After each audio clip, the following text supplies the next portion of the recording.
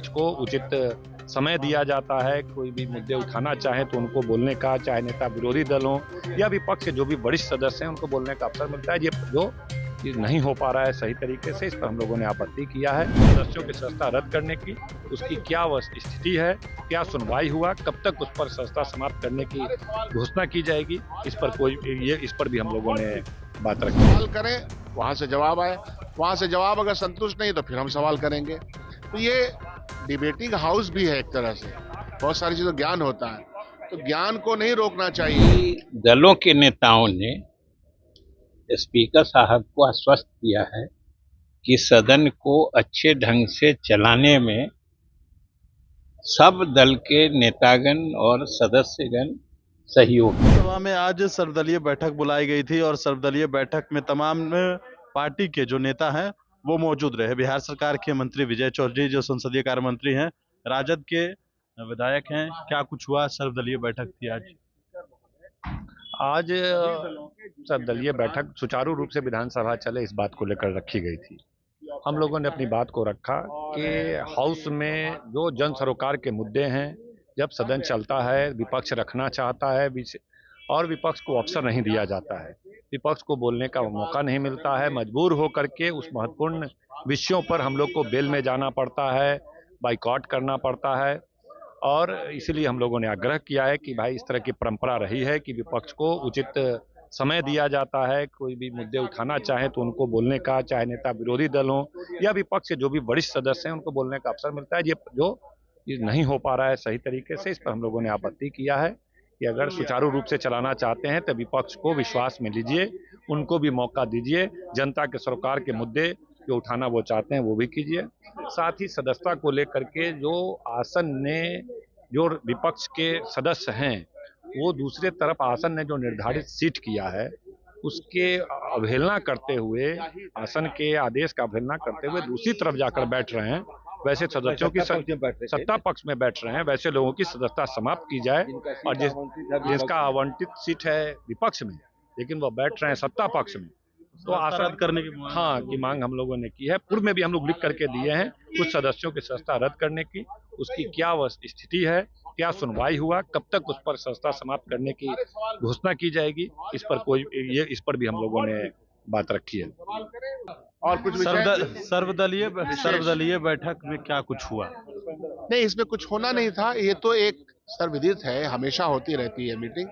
जब भी कोई सदन चलता है तो मीटिंग होती है और वो मामला हम लोगों ने उठाया कि सदन हम लोग चाहते हैं कि अच्छे से चले, हमको रेस्पॉन्ड मिले, सरकार हमको जवाब दे। ये सब चीजें नहीं होती तो तकलीफ होती है, तो कहा तो यही गया कि नहीं, क्वेश्चन आंसर हम लोग भी चाहते हैं कि चले, लेकिन हम सवाल करें, वहां से जवाब आए, वहां से जवाब अगर संतुष्ट नहीं तो फिर हम सवाल करेंगे। तो ये डिबेटिंग हाउस भी है एक तरह से, बहुत सारी चीजों ज्ञान होता है, तो ज्ञान को नहीं रोकना चाहिए और झूठ नहीं बोलना चाहिए, गलत बयानी नहीं करनी चाहिए।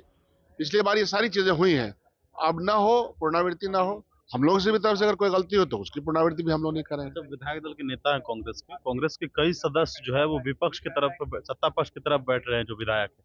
क्या उसके लिए भी आप लोगों ने मांग की है उनकी सदस्यता? तो बहुत पहले ही दिन जब वो गए थे तो मांग कर लिया था कि उनका सीट निर्धारित कर दीजिए, आप किधर है वो। ये तो इसका मतलब है कि ट्रेजरी बेंच की तरफ कोई भी जाके बैठ सकता है, उसका कोई क्या नियम है, वो नियम अध्यक्ष जी को देना है।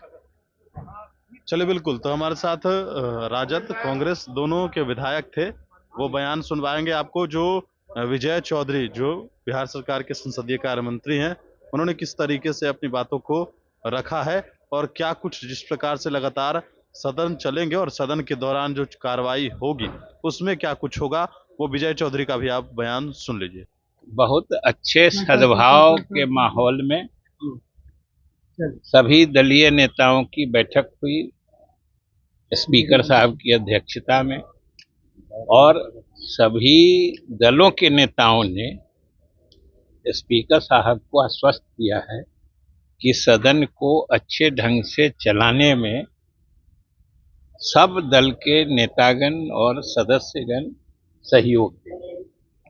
हम लोगों ने भी सरकार के तरफ से आसन को यानी स्पीकर साहब को आश्वस्त किया है कि सरकार भी आसन की भावना और सभी दलों की भावना देखते हुए जो भी जनहित के मुद्दे होंगे उसको पूरी मुस्तैदी से और सही तथ्यों से सदस्यों को भी और सदन को न सिर्फ अवगत कराएगी बल्कि उनके अपेक्षा के मुताबिक जनहित के जो मामले होंगे उसमें सरकार पूरा मदद करेगी और उसमें फैसला लेके उन लोगों के कामों को पूरा कराएगी। सर, कल 2 राज्यों में चुनाव का नतीजा आने वाला है। बिहार में भी उपचुनाव के रिजल्ट आने वाले हैं। नतीजा के बारे में तो आप सब लोग बता ही चुके हैं।